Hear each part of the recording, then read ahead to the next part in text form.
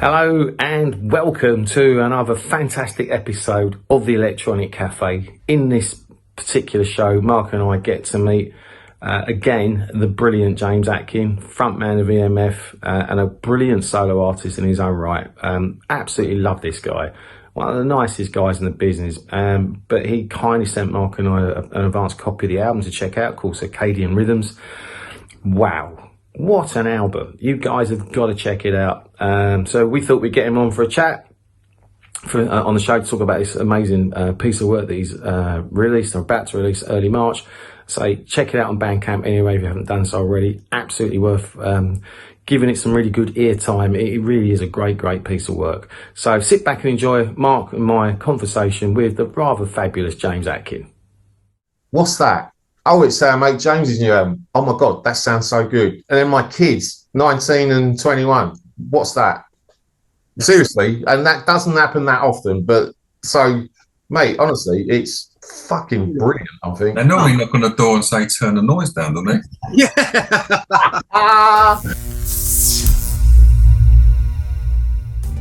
Free falling again. Let's not let this feeling end. We're just living for the weekends. And don't stop us, cause we're just loved up lovers and we're loved up for the weekends.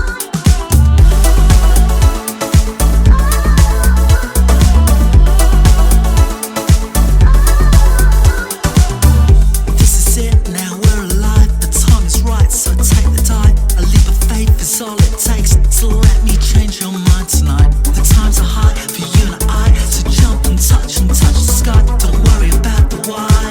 We got this every time. Free falling again. Let's not let this feeling end. We're just living for the weekends. And don't stop us, cause we're just loved up lovers and we're loved up for the weekends. Welcome to the latest episode of the Electronic Cafe. We are delighted to welcome back one of our favourite artists of the show, talking about his upcoming, and I will now say, absolutely stunning new album. James Atkin, so good to have you back on the EC, my friend. Lovely to see you. Lovely to see you guys. Thank you for having me back on. Oh, God, always a pleasure. And obviously, congrats on the album. I think it's out March the 2nd, is that right, James, or around that time? Yeah, the 2nd or the 3rd even. So it could be the 3rd, but, you know, Circadian Rhythms, it's stunning. You got to be so pleased with this latest album of yours. It's amazing. Yeah, thanks. And it came together really quick. It's always a joy putting new music out, and I am really proud of this album. So, yeah. There's such a mix of sounds like almost Kraftwerk inspired, to be honest, funky as fuck, to be honest, ones that are just, you know, it feels like you want to take listeners on a journey. Would that be a fair assessment? I think so. I think it's pretty relentless, fall to the floor all the way through. The tempos are constant. It's electronic sounds. I've had real joy just hitting the sub basses and get some great synth sounds together. Yeah, I think it's I've gone back to my love electronic music, as you know. Yeah, you obviously you've hit a really good sweet spot on this. I think that's gonna get. I think you're gonna. This thing's gonna get so well critically acclaimed and get you. It should be massively successful for you. Wow, that would be something, wouldn't it? It would. It's thoroughly deserved. Seriously. Me and Mark absolutely love it. The empty words they endorse. The pigs have been fed and the baby's been burnt. Just the universe that's in force. Everything's been spent and the money's been burnt. Planetary cautionary. Tread carefully, are you ready? Planetary caution. So James, this is your 6th solo album. Yeah. It's come pretty quickly on the back of the brilliant Go Sapiens EMF album, Which we love. And did you record and engineer and everything yourself? I mean, how does the process work now for a James Atkin solo album? all in this room in the Yorkshire Dales. I do everything myself. That's just a necessity, really. I kind of learned a while ago, if I want to get records out, I've got to learn to obviously write them, record them, produce them, and then the only outside influence is when I send it off to get mastered. And obviously Rachel comes in and gives me a few little pointers and stuff like that. But so the album came together really quickly. It's kind of funny because Go-Go, it looks like I've done one album after the other, but Go Sapiens was kind of recorded. It was released a year ago. Yeah. Oh, where's that gone? And I know, and I kind of need that creative outlet. So it's very easy for me to just come in the studio, get some beats up and start writing. And I get a couple of songs and think, oh, right, I can put an album together here. So, and that's the joy of it, really. Interesting you say about your output, mate, because as Mark's saying, you're doing a lot at the moment. And you mentioned Rachel, because that's one of our questions we're going to ask you. Do you test your output with Rachel? When you mentioned that, I thought, hang on, that's one of our questions. So because you're creating such a lot of stuff at the moment, it sounds like you've got a good sounding board with your good lady wife. Oh yeah, she's a total inspiration. She actually wrote some songs on this album. Wow. Yeah, and she's funny. She's great. She always complains that she always goes, I'm on the cutting floor again, and you can't hear me because you turn me down, and I'm just going, trust me. But yeah, I live in the middle of nowhere. There's no one around, and Rachel, thankfully, she's such a good music head. She's the one who plays new music and makes. Oh wow! You get lots of good airplay for the new album. I mean, it's on 6 Music. I heard yesterday. Yeah, it's excellent, isn't it, Mark? It's kind of it's good. It's always a bonus when that happens. I wasn't expecting too much, but I am really chuffed. Obviously, 6 Music debuted it yesterday. It always feels like a bit of a proper release once it gets on the airwaves and stuff. Well, it's great that it's getting picked up and it is on the airwaves. No, but it's. I know when you dropped us a note and said you're proud of it, I can see why. It's stunning. Yeah, thank you so much, Andy. That means so much. Cheers, honestly, buddy. It's like James, you mentioned it's a creative outlet for you, music. So you obviously just write all the time. You said at the time, Songs of Innocence, there were some songs on there which were maybe going to be an EMF song, but it became a James Atkin album. Go Sapiens is very much an EMF album. Do you just write songs and in your mind you think, that one would work with the band, this one would work as solo, and you divide it up like that? Yeah, I mean, it's the same sort of thing on this album, really. Because we've actually written another EMF album, and what happens is I write a load of stuff up, and the same songs as result. I send it off to Ian. Ian says, "Oh yeah, we like that," and most of them they are EMF. But if there's one he doesn't give me any feedback on, which is a really good sign that is probably not suitable for EMF, I kind of keep it and develop it and do it myself. So EMF always gets first shout on the songs I write. Although saying that, there was a song called Good Morning on the new album Circadian Rhythms that I did send to Ian, and then I sent some demos again. He goes, where's that song gone, Good Morning? And I said, I've decided to keep that one, which I'd never ever do. So but it kind of lent itself to electronic music, and I was thinking, but I mean, Go Sapiens, my wife Sarah, who you met at the garage, I mean, she's played that album since it came out continuously. It's been on in this house. It's just like been a constant go-to. And this album's like really impressive as well. I mean, I predict a big future, James. I don't know. And now the world is calling. Good morning. And we're not broken. We just need to believe that the future's still open. So come follow me.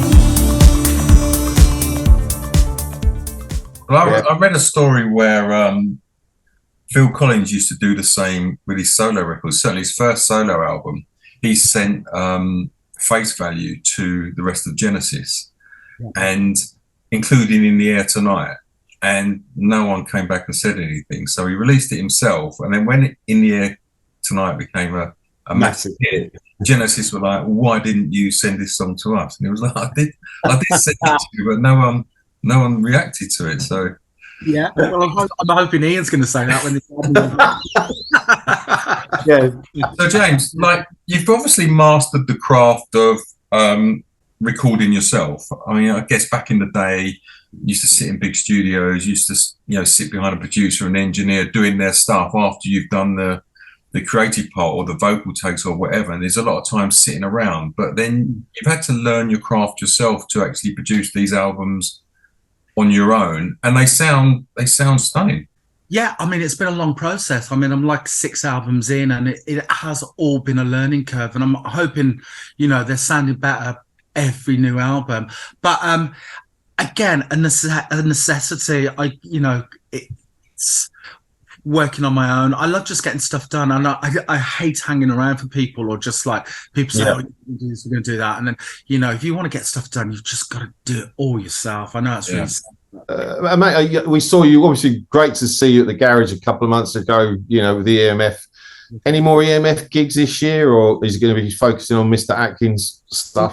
No, I mean the Mr. Atkin, that's just definitely a little bit of a sideline, just to keep me occupied and happy and fill my days. But EMF have got a bunch of festivals, some really nice ones like Bearded Theory, and as I mentioned, me and Ian have wrote a load of tracks, and we've just been talking. I always give you an exclusive, don't I? I love it. We love it. We're very honoured. So we have started working with, we haven't actually started yet, but we're just booking the dates in now. We've had meetings, and we're working with Ralph Jezard again. And Ralph Jezard was the producer who produced the first 2 EMF albums. Oh, wow. Yeah, so I'm hoping the chemistry's still there, but that's going to be, that'd be really cool, I think. How did that come about?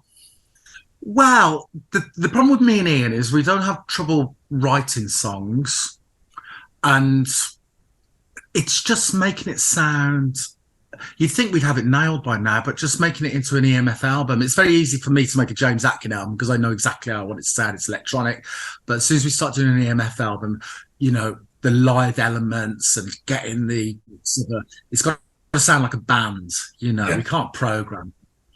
So me and Ian are always to and fro in, and we try ideas out, and we've had Aid, the drummer, up. We've tried doing some live drums, and we were struggling, to be honest with you. Ian likes the live drums and I like the programmed drums, and there's that kind of friction going on. Yeah. I'm going, listen to the original demos. They've got so much joy and they're lovely. And so I just sent him a text saying, bit of a wild idea. What about using Ralph again? And he said, I've been thinking exactly the same. Oh, wow. So, and then I got on the phone to Ralph. I kind of explained where we were at, and Ralph's like, yeah, brilliant. Come on, I'll come and do this. Nice one. So that's going to be, he was always brilliant at getting, I think he's quite responsible for that EMF sound as well. Yeah. So.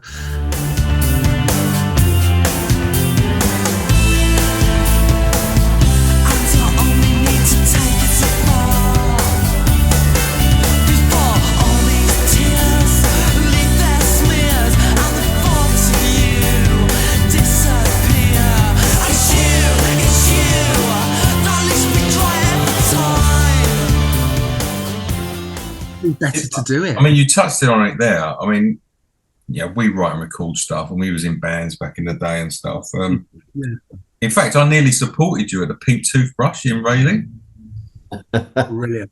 So I think nearly.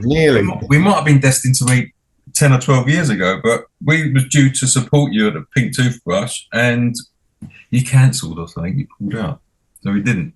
But anyway, going back to that, it's the drum sound that a producer or an engineer, a live drum sound, that's where they earn their money, I think. Yes. And this was the kind of conversation I had with Ralph that says, how can we make it, because Go Sapiens sounds great, but if you put it up against like a Foo Fighters record or what they called, not Young Blood, what they called? Blood. Those drums are immense, aren't they? And they sound alive, tight, and And Ralph just basically says, well, you're going to need a massive budget and to go into a really expensive studio. And Wow. we're like, well, we can't do that.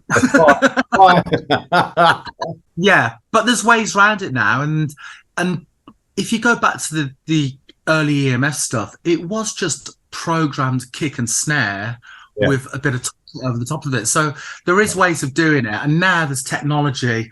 We live in the world where there's technology where, you know, you can put a live drum pattern in with pads and electronics that get brilliant sounds. And so I think we've got an angle on it, I think. So, Circadian Rhythms, great title. What's the story behind that? I had to Google it to see what it was, by the way. Likewise. Again, that was Rachel. Rachel came up with the title for the album. I think it just had a nice ring to it, Circadian Rhythms, because it's a very rhythmic album. It kind of just spins around in your head. I don't sleep very well. It's to do with sleep patterns, I think. So, yeah, saw that. Quite old, ravey, isn't it? It sounds like an old rave record, Circadian Rhythms. Like, well, I mean, you sent us through a snippet last year of like your favourite albums, and you mentioned that New Order Technique was probably one of your favourite albums. And we spoke earlier, and we mentioned this to you, and it's got that Technique kind of feel to it. I mean, all the songs are of a similar tempo. You know, there's no real peaks and troughs. They're all kind of tried my whole life to make a record like Technique.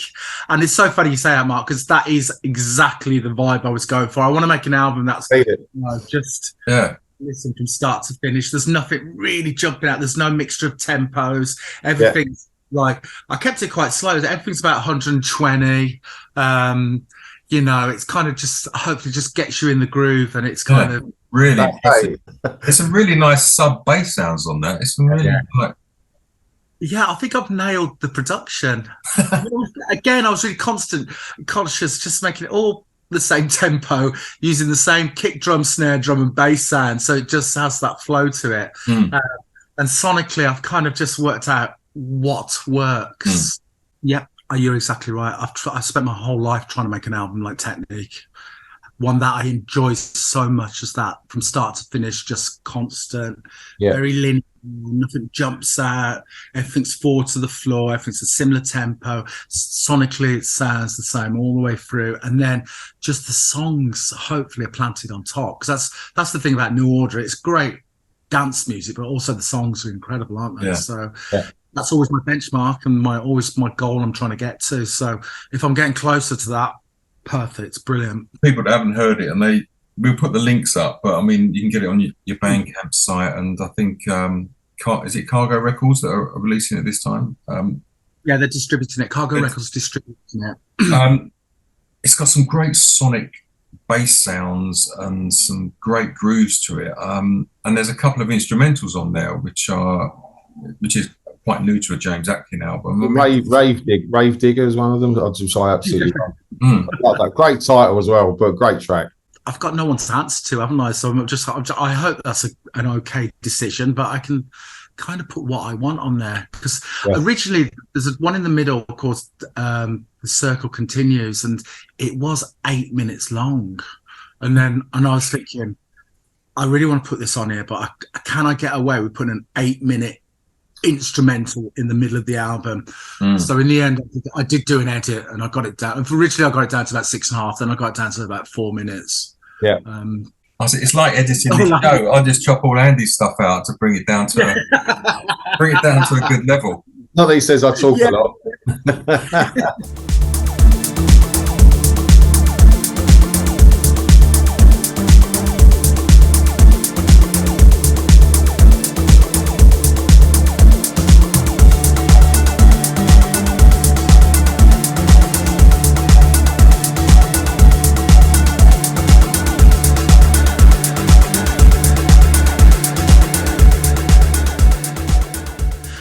I was conscious as well, because I wanted to get some vinyl cut, and I've got to be really careful how long the tracks are for vinyl, because you are pretty limited on vinyl. It's only like, for a really good cut, it's only like 23 minutes a side or something. So. Yeah. Is it coming out on vinyl, mate? The album? It's tricky. I mean, financially, it's really expensive. Time-wise, you know, if I put an order in now, then I'll probably have to wait 6 months. And yeah, it's a hard one.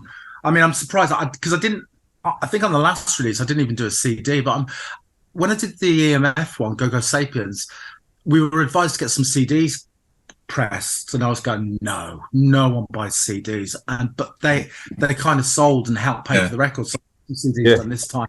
Yeah, I see you did a very good promo for the vinyl, so I'm hoping that did all right as well. Yeah, the EMF album you did for the promo, I remember seeing you doing the ads, and I thought, yeah, this is looking good. And you're sending clips, you sending it out, and I thought, great, I hope it does well. So I'm sure it did. But yeah, I mean that album, I mean, easy for me to say because I don't control your budgets, but I would love your new album to be out on vinyl. It is.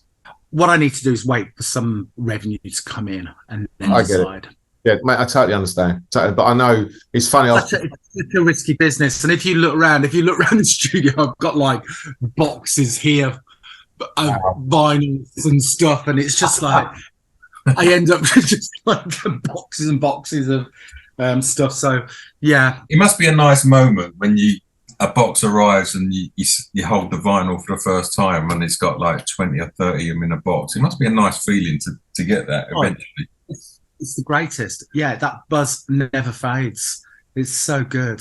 That's brilliant. It's a great album. So James, what's your 3 favourite tracks on the album? I can tell you mine. Loved Up Lovers, obviously, is a great opening track. It's a really good track. Yeah. Friends Like These, I think it's a really great track.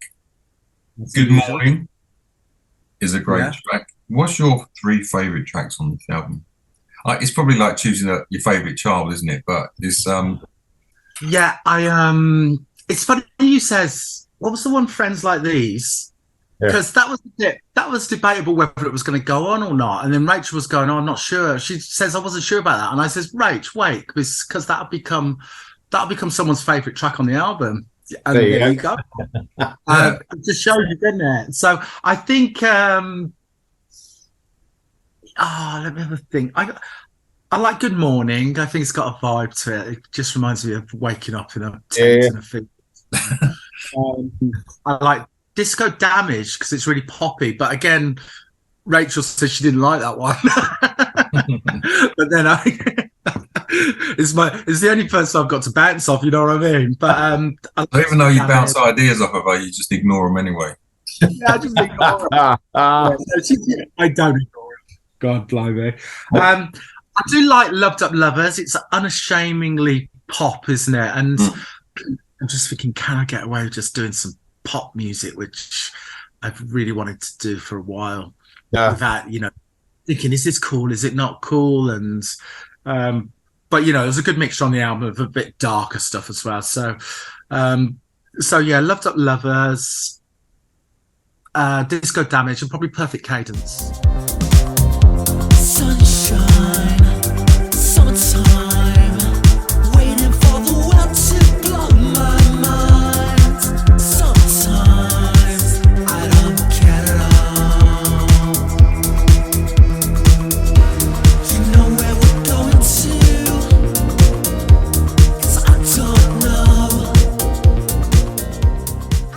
Mate, that album's so well textured, as you say. Like every track, it's like, wow, there's no lows. It's just permanent. As I say, it feels like it's permanently on 11. It's just great. It's a really good album. So I know that I know the EMF sound is kind of like EMF is a band. You're not a band. You're like a solo person. So the restrictions are recording it yourself and using a lot of electronics. Songs naturally become EMF-y sounding once Ian puts his guitars on it and the drums go on it. But this album seems a touch more electronic than your previous 5 solo albums. You've obviously, we've spoken before, you like electronic music. Is this something that you're gonna push further, or you've been wanting to do? Because there's some very like Kraftwerky sounding electronic, like loopy rhythms in it. I mean, it's a fantastic record. Yeah, I mean, one of the reasons it is so electronic on this album, and I didn't pick the guitar up or the bass up or anything, is I wanted it to sound very different from EMF. This is my little electronic outlet. So yeah, maybe I was very conscious to do that. It's easier for me to make electronic music. It's I kind of know what I'm doing a little bit, and I can leave all the live rackety stuff to do with EMF. I mean, I've got the best of both worlds, really. What music have you been listening to the last 12 months that has piqued your interest? The Smiths, New Order, and Echo and the Bunnymen. That's all I listen to. I love that. Left alone on our own to navigate our way through this life, and we're up for the fights. Bring it up, come on. Show me more, show me a disco damage, and tell me of a life that seems so savage. I look into your eyes and take on. What have I been listening to? Oh God, that's so hard. I mean, I go on Mixcloud quite a lot and just listen to DJ sets. Right. That's kind of enjoy music. Again, Rachel sits me down. She's really into techno at the moment, so she sits me down and just plays me loads of really hard techno, and I'm just like, I don't know, is it good, is it not, I don't know, but so yeah, lots of dance music. I'm just trying to think if there's a new album come out that I've enjoyed. I'm terrible for listening to new music. I'm just like, Because you're in that studio all the time. Especially if you're writing and recording an album yourself, you kind of like you're focused on that, aren't you? Here's a question just before we wrap it up. I was in Asia the other week, and I was in this obscure restaurant, and they started playing these 80s songs and 90s songs, and EMF came on in this Singaporean restaurant. Where's the strangest place you've heard an EMF song played? Have you ever been somewhere and then all of a sudden it comes on the radio or comes on the? I can't remember. It's when it comes on in the co-op. It came up on the co-op the other day as I was just coming out of festival and I was on a right state, and that was quite a funny one. And this was great. I went up to I was filming myself because I thought, all right, I have a cheeky film. It's always good for Instagram, isn't it? You know what I mean? Yeah. So I went up to the cashier and I was feeling really rough, and I went, "Do you like this song?" And she went, "Not really." And I was like, kick a man when he's down. That's brilliant. That's brilliant. I love that. What a great story. Absolutely brilliant. But yeah, it crops up. It's a little bit embarrassing. I was at Shine last November and I got up to go and have my breakfast, and they have like a dining area where all the bands are there, and everyone's looking a bit jaded. And then they had like some sort of, where is it, Devon Radio or Exeter Radio, wherever what it is. They had that blasting out in this restaurant, and then Unbelievable come on, and it was just like trying to eat my breakfast, and everyone just looking like that. See my I was playing it really cool. I was just completely ignoring it. Excellent stuff. James, thanks for speaking to us this morning. Thank you, mate. We will. We wish you all the best for it, because it is a great piece of work and it's as dancey and funky as hell. It's really, really good. Brilliant. Thank you. And I will hopefully see you on the 25th. Yeah. 25th of March. I'm going to work on that. I'm going to work on that today. Yeah, I'd love it to, mate. It'd be amazing. And thanks for looking so resplendent in the EC t-shirt. It looks awesome on you. Love it. Yeah. Yeah. I'm going to start wearing it on stage soon. Hey, we'll get you some different colours as well. Yeah, it's quite fetching, the pink though. I quite like it. Hey, it is. I've got a pink one. We've got a really cool new one, a lemon one, which is quite cool. All right. Yeah, I know. I'll send you one your way. Don't you worry about that. I was really close to wearing my pink one today, but then I thought, if Andy wore his one and then I had a pink one on and then you wore yours, it would look really branded up to the max. No. Brilliant. James, thanks very much, mate. Have a good weekend. Great speaking to you as always, and we'll see you soon, hopefully. Yeah. Always a pleasure. Always a pleasure, my friend. Thanks, guys. Love you, boys. Bye. Cheers, mate. Bye. Bye. Bye. Take care. Say no more, I can feel your force pulling me back down to earth. Babushka, babushka, you know that we love ya. Babushka, babushka, come on, let's not lose ya. Time is on your side, go out into me. Don't let me lose myself. Don't let me get lost. Don't leave me behind. Don't leave me behind. Don't leave me behind. Don't leave me behind. Don't leave me behind. On a magic trip to somewhere, accelerating to nowhere. Air to air, dust to dust. Fell we may, but sell we must. Taking insights with you. Your mood always offering something new. Let's see where it takes us. Might even make us, but in the end it's gonna break us. But what a perfect cadence. Perfect cadence. So that's it for another episode of the Electronic Cafe. I really hope you enjoyed our conversation with the fantastic, enigmatic Mr. James Atkin. James, thank you, my friend, for coming on the show. Mark and I always love having you on. It's an absolute privilege and honour.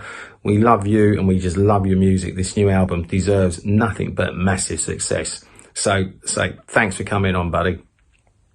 Talking about great music, if you're not doing anything on March the 25th, come and see some amazing bands at Electronic Cafe Live Volume 1 at the Water Rats, King's Cross. We've got National Milk Bar, Cult with No Name, Beautiful Machines, and some little surprises going on. Really worth you coming down if you can. Say the tickets are almost sold out, but if you can come along, Mark and I would love to say hello. And also, more importantly, for you to just hear some amazing bands. I'll ask Mark to put a link down the bottom of the page. Thank you, brother. You do such a brilliant job of editing these episodes.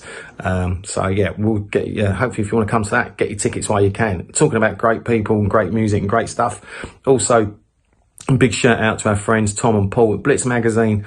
They're also going to be at the event, so say hello to those guys. Two of the nicest people you could ever wish to meet, who produce for me the best magazine out there for people like us, showcasing legends and also looking at new artists and bands that you really should be getting your ears around.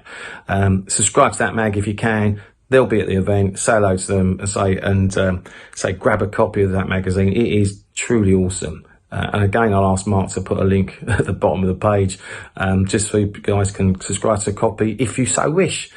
Right, that's it from me. We'll see you soon on the next episode of the Electronic Cafe. In the meanwhile, stay safe and we'll see you soon. Bye-bye for now. Thanks for watching the Electronic Cafe. We'll see you again soon. Bye-bye.